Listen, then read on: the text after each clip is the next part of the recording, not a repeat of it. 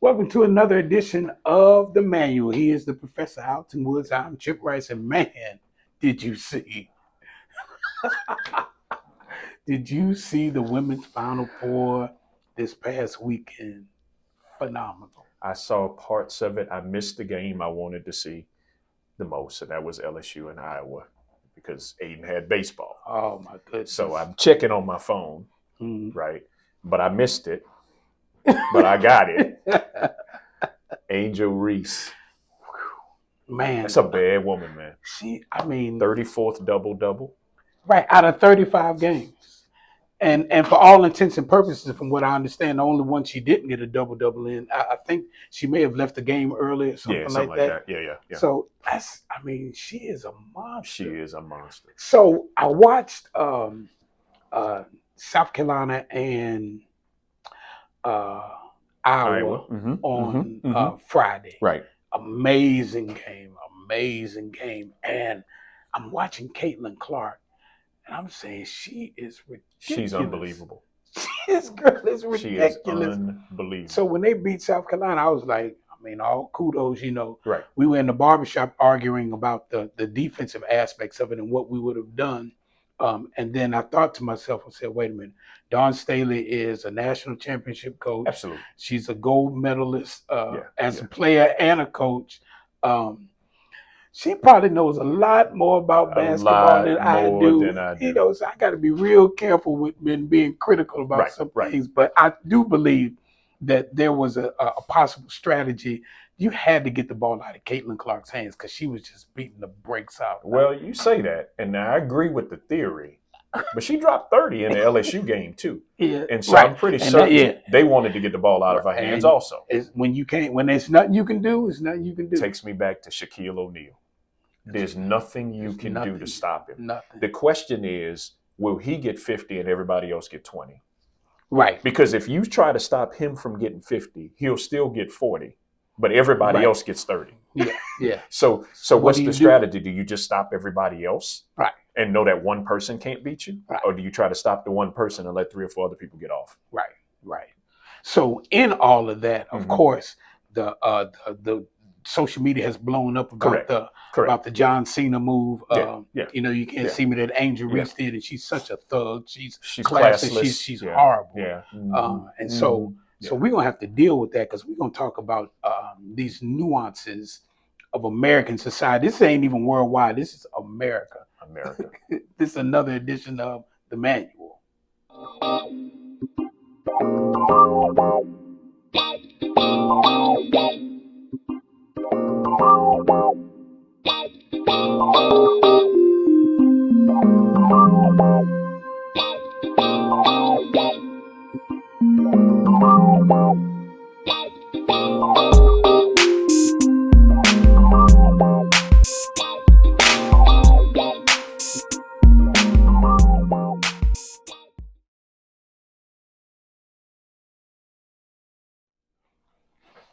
So we saw a great women's finals game on Sunday. I had to be in and out of the house. Yes. Was it really great? I mean, LSU took the brakes off. Caitlin Clark was great. Caitlin Clark and LSU was great. I say it's great because of the intensity behind it, the build-up behind it, the score. The score, they got blown out. Right. But it was so much drama that was going on throughout the course of the game. It was like, okay, is Iowa going to come back? And then it's like, LSU was like, we just going to stomp y'all to death. Y'all are done. All LSU the comments, told us what was going to happen. They came out there, they said, y'all not going to disrespect us. You're not going to do us like you did South Carolina. And honestly, I don't think Iowa could beat South Carolina 2 out of 3 times. Nope. Right. Nope. So to me, there's a narrative that Iowa's everything right in women's basketball. We'll talk about why. And so that created hype. It did. In reality, they probably, short of Caitlin playing otherworldly basketball, they have no reason even being there. In the championship game. Yeah. Now as a team, they were phenomenal throughout the course of this. So they deserve the number 2 ranking that they got sure. for the, I'm talking the about the NCAA tournament. But the championship game, for all intents and purposes, supposed to be South Carolina, LSU. South Carolina, LSU, and I saw them play earlier in the season. South Carolina had their way. Oh my goodness! But LSU, it was like, okay, I can see what y'all got. Y'all got something here. So, so they're playing the game and just trash talking and everything. So, it was getting late, and then Angel Reese does the John Cena, who happens to be white. Does the John Cena, you can't see me. Right. And she starts pointing to the ring. Right. And so, oh man, people calling her classless, a thug, thuggish. Just sound a little bit like South Carolina women being bullies. I think that right. All of a sudden, and melanin makes it different, don't it? It does, which is huge here, because you cannot. There are two things going on here. You have color, and you have gender. So you have the gender perspective. Oh, you're not a lady if you don't act like that, and you don't do certain things, and you don't look a certain way. It's like, okay, come on, really? Whereas, Angel Reese just as cute as she can be. She got beautiful the head. Girl. Yeah. I mean, absolutely beautiful. Girl, woman. Yeah, yes. woman. Okay, sorry about that. Yeah. But then you have race. Yes. Because Caitlin Clark did the very same thing in the Elite Eight. Yes. Against Louisville. And I haven't even seen a video of that yet. I'm sure there's one out there. We go find it. But I did see where they kept posting the picture of her doing it. The picture of her doing it, yeah. And for me, when you play competitive sports, correct, it is what it is. Right. When I put that work in, and you've been running your mouth, and I give it to you, right, it is what it is. My issue is, and I would challenge a little bit, I'm not sure that it's as much gender as it is race. Not as much, but they do look sometimes at women and feel like, how you're supposed to conduct yourself. In this specific situation, though, nobody had an issue when Caitlin Clark did it. Right. And she's female. Okay. Nobody had an issue. Okay. In fact, all I read was how Iowa is everything right in women's basketball. And Caitlin Clark, she's got an edge to her. Yeah, she's swag. I think I read swag, that somewhere. Swag. All of that kind of stuff. So gender didn't matter until the brown skinned woman did it. Yeah. Then gender and nobody will admit to race. I mean, let's be honest. Yeah, well, but I was saying, and I'll probably add this to the screen so everybody else can see it. But that's everything right with basketball. There is one person of color, maybe two, three. I don't know about that. I think that might be a good tan. That's a tan right there. 1, 2, 3. I think it's 3. We'll go with 3, but we'll let the audience decide. Yeah. So it's Iowa. It's Iowa, and so it is. It's Iowa. Yeah. I'm not mad about it. Yeah. I don't think there's anything inherently wrong with Iowa or Caitlin Clark. Right. My issue is the narrative that people not in Iowa's basketball program, because I haven't heard anything come out of Iowa's basketball program complaining about anything. Handled herself with class. She did. She said the right things, which was the right thing to do. It's like I think she attacks us like an athlete. It's like, hey, they played, they did a great job. We're just glad that we were here the whole night. Right. There was no spewing any venom and anything. No. I know she's probably saying to herself, I could have got these girls. That's right. That I was going to try to do them bad. Here's what classless looks like. Yeah, classless looks like. It's a lot of brown skin in there. A lot of brown. Is it all brown? It looks like it. Maybe close. Yeah. Yeah, except for the coach. Now that's an older picture. Yeah, that's an older picture. So we have to try to find their new one. I'm pretty certain it looks similar though. But Kim Mulkey is the coach now. She is correct. Yeah. So we know. It's a double standard though. It's my issue. It's a double standard. Horrible, I'm gonna try to find this picture. It is horrible that people are still trying to attribute negative attributes to people of color. Yes. And not even looking at yourselves. And you know what, Chip, for me, if people would do it and be honest about it, I could live with it. It's when they do it and pretend like it's something different. Like, how can you clutch your pearls with Angel Reese just a few days after Caitlin Clark did the same thing? The same thing. And you try to make it, you try to justify why it's different. If you just said, you know what, she a thug and she always been talking reckless and all that kind of stuff, and I just don't like black people. Right.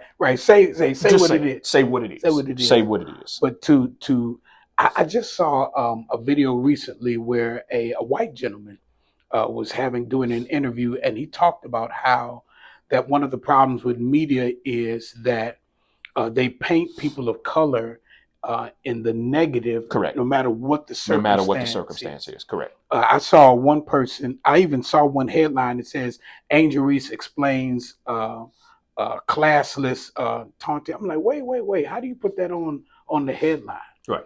If she's explaining it, you're already attaching your narrative to it. You're saying that it's classless and that she was taunting. Correct. But one of the things he said struck me. He said that when Ted Bundy was killing people, that they were trying, he's sick and where did this come from and happen?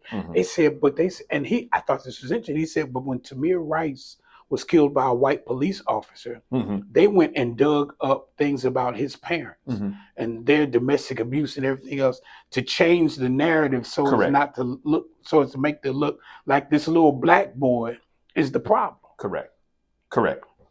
Nuance. It is, and we have to pay attention to it because, and I still right now have not seen a video of Caitlin Clark doing the Cena to the Louisville people. No.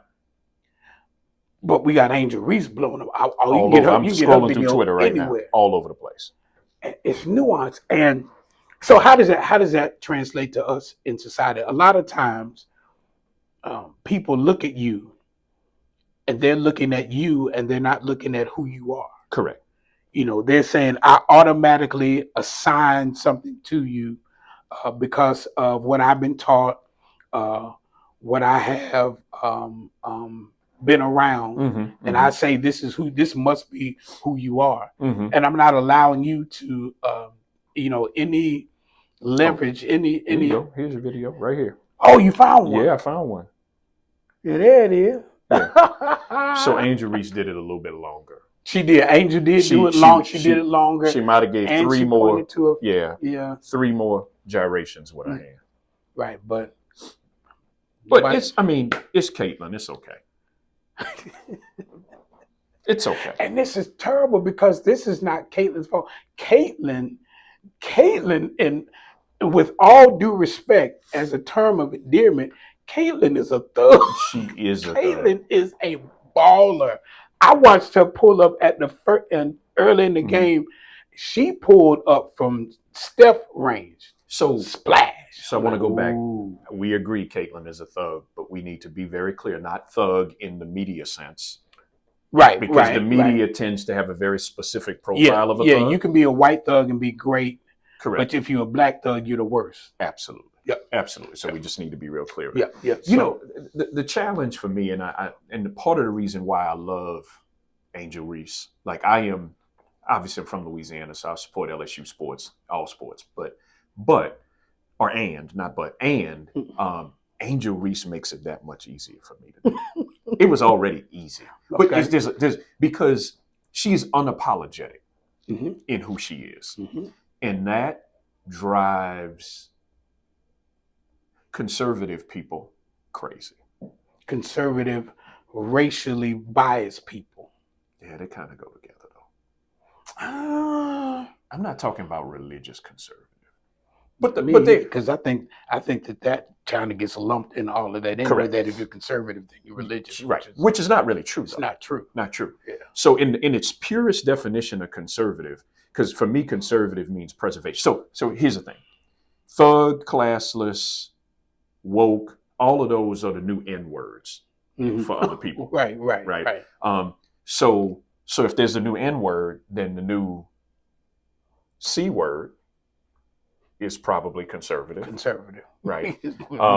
So I mean it in that sense, right? But she is unapologetic. And what's interesting is even within the African American community, generationally, your generation will determine how you receive even Angel Reese, right?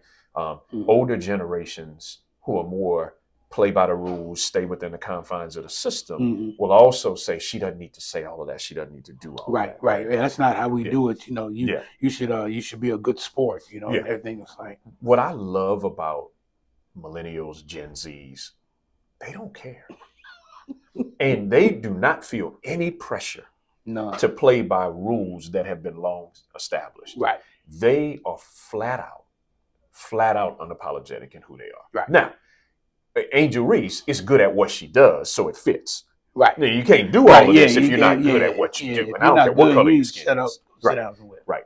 But this unbelief or this disbelief in the fact that these things have racial undertones. So I was on Twitter scrolling last night, and so I read a sports writer tweeted about how classless Angel Reese and LSU are and all of that kind of stuff.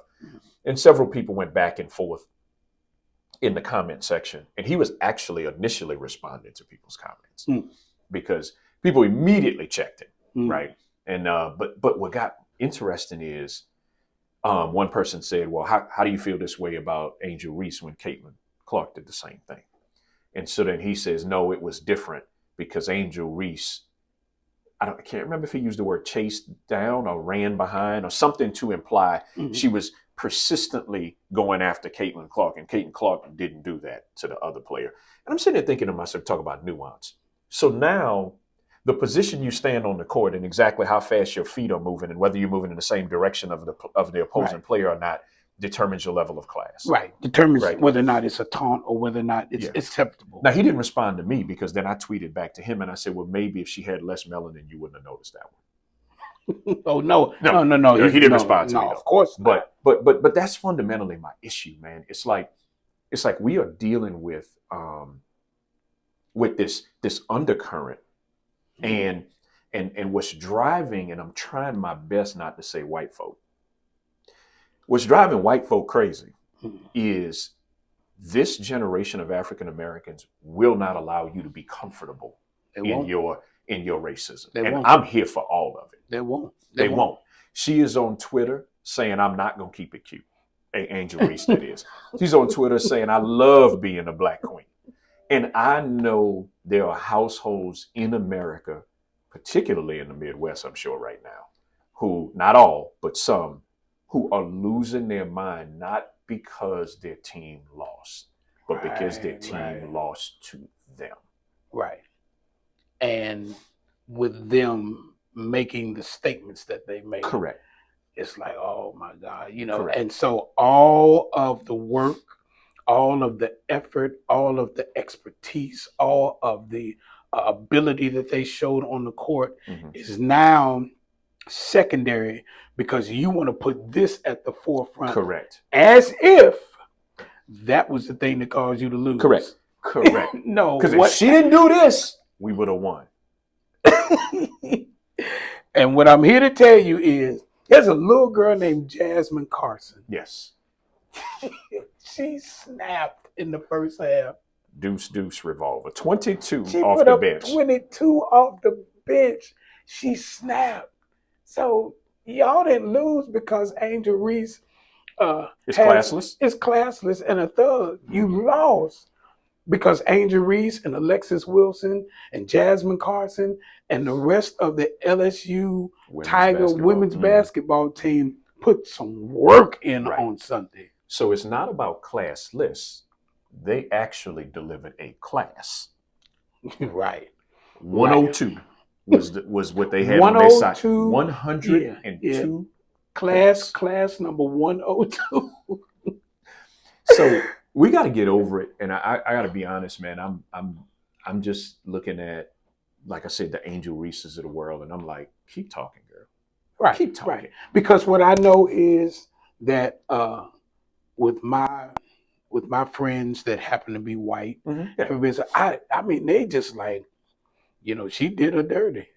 They're understanding that this wasn't race. This was just they got you. And so there's some people that need to be challenged about your statements and about how you try to portray these young ladies in a certain way to fit your narrative because you want to find something that is demeaning as far as they're concerned, and just saying, hey, y'all won. Y'all won.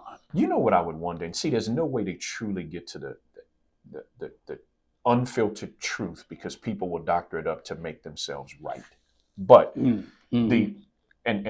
other my disclaimer before I make this statement is, I think both political parties, Democrat and Republican, are pretty much idiots in the grand scheme of things. I'm just going to keep it all the way real. Yeah, when you decide your party is more important than the people you serve. Yeah. So this is not a party alignment. But what would be interesting to me is how many people would consider this classless, but vote for a president who grabs women's crotches, cusses, and does all the other things that are not presidential at lies, manipulates, right. has don't pay his taxes, hush money, all of this kind of stuff. But you don't think that's classless, right? Why?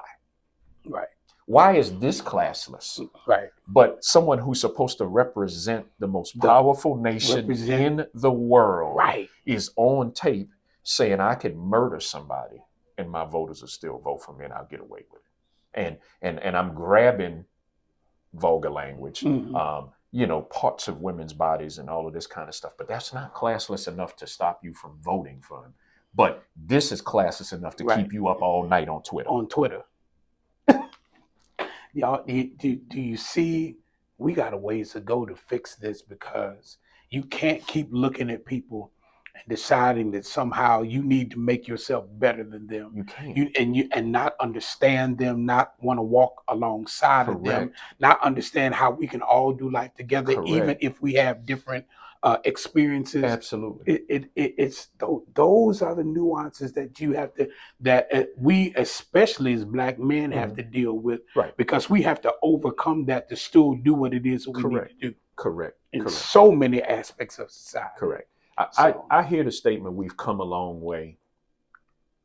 I can't discount it. I think in some areas we have. Yeah. But mentally, the psyche, we've come a long way in the sense that we've made what was politically correct now politically incorrect. Okay. Right. So now you can't function the same way. Right. But I really don't know how much society's truly changed this mind. Okay. That I don't know.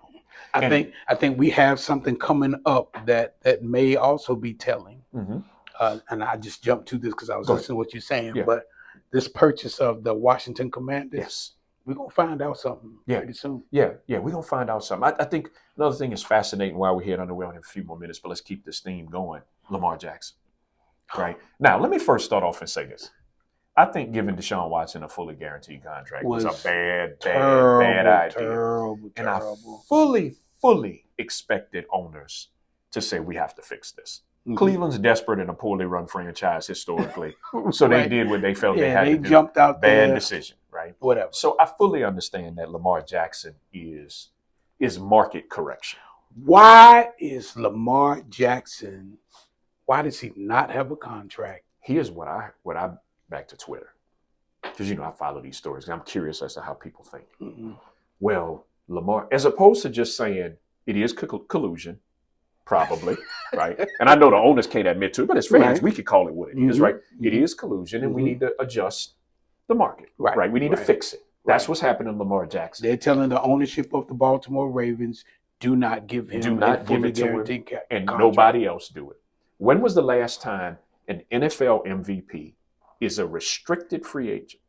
Yes, a non-exclusive franchise tag holder, MVP quarterback.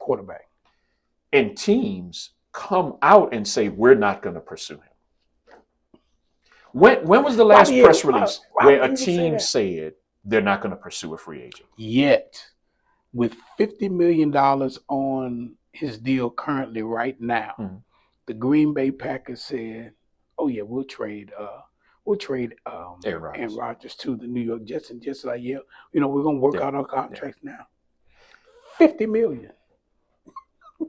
You have never in the history of football heard a team who does not have any connection to a player who's about to be available on the market say, I'm not going to pursue it. They just don't.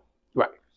So when multiple teams, Atlanta and Carolina and other teams, Indianapolis, say out loud before free agency even starts, yeah, we're not going to pursue him. Why would they do that? Wow.